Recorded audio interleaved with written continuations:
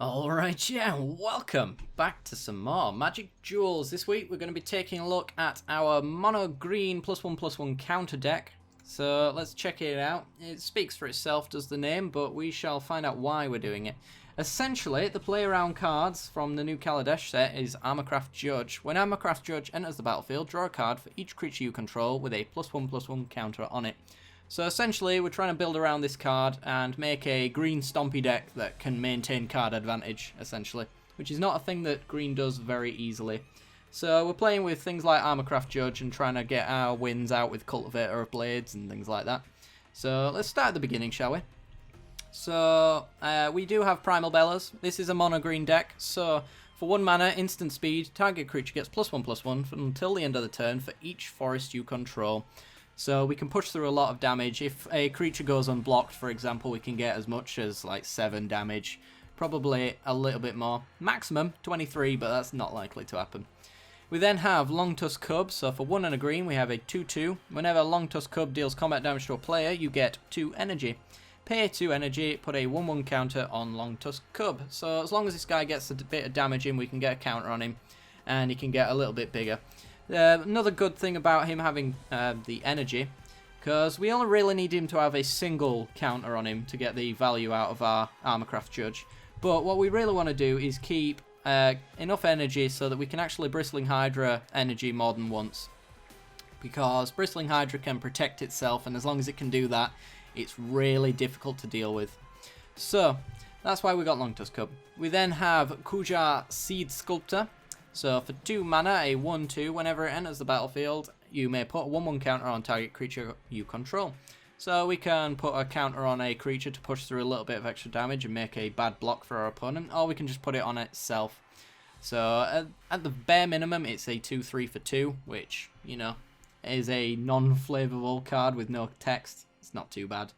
But it really synergizes well with Durable Handicraft as well. So for 2 mana, we have an enchantment. Whenever a creature enters the battlefield under your control, you may pay 1 mana. If you do, put a 1/1 counter on that creature. So with Durable Handicraft, all of our creatures can enter the battlefield with a 1/1 counter, including our Handicraft Judge. It should be noted that the Durable Handicraft trigger goes on after the Handicraft Judges, so we can actually put a counter on the Handicraft Judge to make itself draw a card as well. So it's really cool for that. And for 6 mana, we can sacrifice it and put a 1/1 counter on each creature we control. So we can go really big on our widened board, perhaps, if that's what we want to do. Because we do have a few Fabricate cards, so maybe we want to go wide a little bit and put some counters on that kind of thing.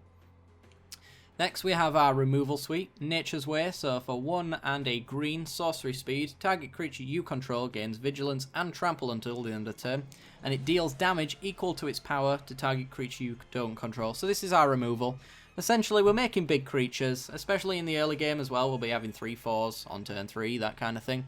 So Nature's Way can deal with a lot of stuff. It can get rid of creature planeswalkers, it can get rid of Sylvan Advocates, things like that.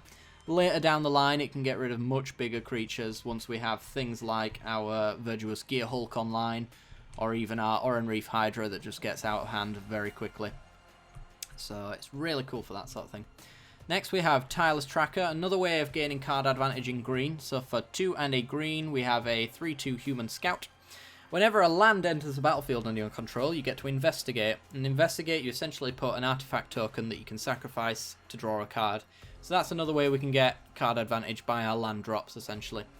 But whenever you sacrifice a clue, you get to put a 1/1 counter on Tireless Tracker, which essentially means his Handicraft Judge comes online with the Tireless Tracker.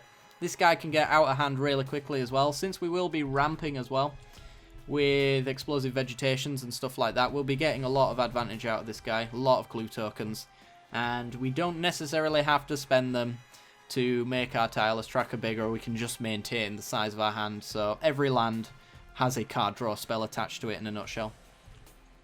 We then have High Aspire Artisan. So for 2 and a green, we have a 0/3 reach with Fabricate 1. So Fabricate essentially means you can either put a 1/1 counter on the creature, or you can make a 1/1 servo. So if we want to go wide and we have a way of maybe spreading out counters among everything in Durable Handicraft or our Nissa's Minus, we might want to make a servo. Otherwise, we'll probably want to put a +1/+1 counter on the High Spire Artisan. making it a 1/4 with reach, which is really good since Thopters and stuff like that they're quite popular at the moment. So having a reach creature in green is pretty important. We can obviously have our Nature's Way remove flyers, but it's a lot better to have a 1/4 blocker on the board as well. And it also triggers our Armorcraft Judge. We then have Retreat to Kazandu, so for 2 and a green we have an enchantment with landfall. Whenever a land enters the battlefield under your control, you get to choose one. Put a 1/1 counter on target creature, or we get to gain 2 life. So if we have a creature without a counter on it, we can do that with our lands, or we can just gain life. Retreat to Kazandu keeps you alive for a very long time, and what our deck really wants to do is probably stay around for long enough to get a widened board, get loads of cards, and just sort of have so much value in our hand and on the board that we can just keep regenerating our board every single time our opponent moves it, or we can just chump block. We can even just put a 1/1 counter on a trampling creature like our Virtuous Gearhulk or our Oran Reef Hydra to get in just that little bit of extra damage in trample form. We then have Appetite for the Unnatural, so for 2 and a green, instant speed, destroy target artifact or enchantment and you gain 2 life. So this guy is really good for your Smuggler's Copters, for any sort of vehicles like Fleet Wheel Cruiser. Instant speed artifact removal is absolutely great, and it gains us 2 life, which means that we are sustaining our life just that little bit longer to make sure that we get what we want out of the game. And we can also do enchantments as well, so for tutelage decks and things like that, maybe discard outlets for vampires in the Key to the City, or the discard a card makes you a 1/1 vampire token, that kind of thing. We can get rid of things like that. So Appetite for the Unnatural is really good. We then have Nissa, Voice of Zendikar, so for 1 and 2 green, a 3 loyalty planeswalker. You have a +1 ability to put a 0/1 plant token onto the battlefield. Absolutely formidable, these plant tokens, I swear to God. Oof, they'll kill you. But this allows us to go wide with our board, and when we're ready to maybe play our Armorcraft Judge, we can put a counter on all of those plant tokens, and probably do an equivalent of Nissa's Ultimate. And Nissa's Ultimate, in most games, is usually enough to stabilize and gain enough cards to get out of whatever situation you're in. Her -7 ability is, you gain X life, draw X cards, where X is the number of lands you control. We do the exact same thing with Armorcraft Judge, except for with creatures, essentially. So we might just want to plus Nissa and gain all the plant tokens in the world to try ultimate her, but most of all we're using her for this minus ability and to build up plant tokens for easy chump blocks early in the game. We then have Bristling Hydra, so for 2 and 2 green we have a 4/3, it enters the battlefield and you gain 3 energy. You may pay 3 energy and put a 1/1 counter on Bristling Hydra. It gains hexproof until the end of the turn. So this guy can be really hard to get rid of. You'll notice in the game I do actually make a little bit of a mistake, kind of. Our opponent can remove this creature in response to getting the energy triggers. But if they try to remove us and we have energy available, we can put 1/1 counters on it and it gains hexproof and immediately fizzles any removal. But the moment we have energy available for the Bristling Hydra, it's really difficult for our opponent to remove this guy, and he just gets so out of hand. And he puts a counter on himself, so we've got our theme going. Armorcraft Judge, we have spoken about him. He is a 3/3 for 4. It could be even more than that. And draws a card for each creature you control with a 1/1 counter on it. We then have Explosive Vegetation. So we do have a lot of mana sinks in the form of Durable Handicraft. We want to be paying that 1 to put counters on creatures. You know, we want to be trying to get as many landfall triggers with our retreats, things like that. So we want as much mana as possible. So Explosive Vegetation allows us to do that. It's also a really good way to pump up Oran Reef Hydra, who gets a landfall trigger as well. So for landfall triggers, including our tireless trackers, Explosive Vegetation is really good for that. So for 4 mana, we get to take 2 basic land cards from our deck and put them onto the battlefield tapped. That's 2 landfall triggers, which is 4 counters on an Oran Reef Hydra, or it's 8 life on a Retreat to Kazandu, or 2 counters, one or the other. Up to you. We then have Virtuous Gearhulk. So for 3 and 2 green, we have a 4/4 trample. which is not that bad. When it enters the battlefield, you get to distribute 4 1/1 counters among any number of target creatures you control. So we can spread the love with this, put the 4 counters anywhere we want. We could put 3 on the Gear Hulk and 1 on maybe a creature that didn't have a counter, ready for our Armorcraft Judge. We can also put all 4 of those counters on our Cultivator of Blades, and we'll get to this guy in a bit, but this could just end the game in its own right. But Virtuous Gear Hulk's really good for that kind of thing. At the very least, if he comes down by himself, he is a 8/8 trample for 5, and that is an absolutely brutal amount of value to get in this game. Cultivator of Blades, as we mentioned. So for 3 and 2 green, we have a 1/1. Sounds terrible, but we get to fabricate. So for 3 and 2 green, we get a 3/3. Or we get 3 1/1s. Whichever one you want to do. You probably want to put counters on this guy, because whenever he attacks, you may have all your other attacking creatures get +X/+X until the end of the turn, equal to Cultivator of Blades power. So if we've gone and put all 4 of our counters on Virtuous Gear Hulk, and it already has the 2 counters, then we get to give all of our creatures +7/+7 essentially.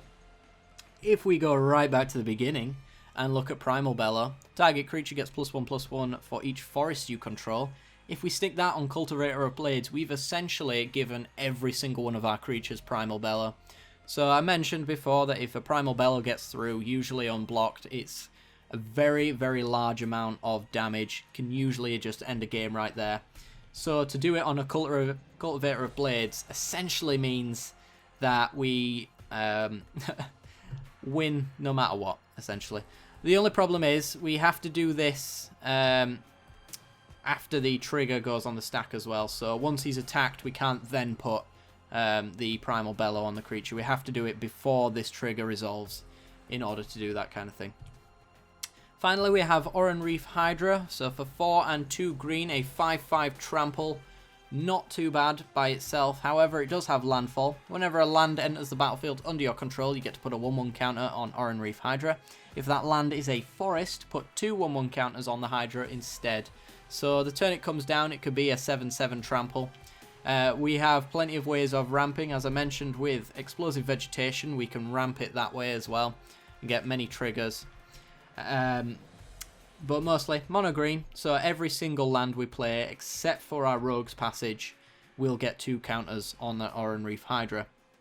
Our land base is very simple. 21 forests and 2 Rogue's Passage. Rogue's Passage creates colourless mana, but for 4 you make it so that 1 target creature cannot be blocked.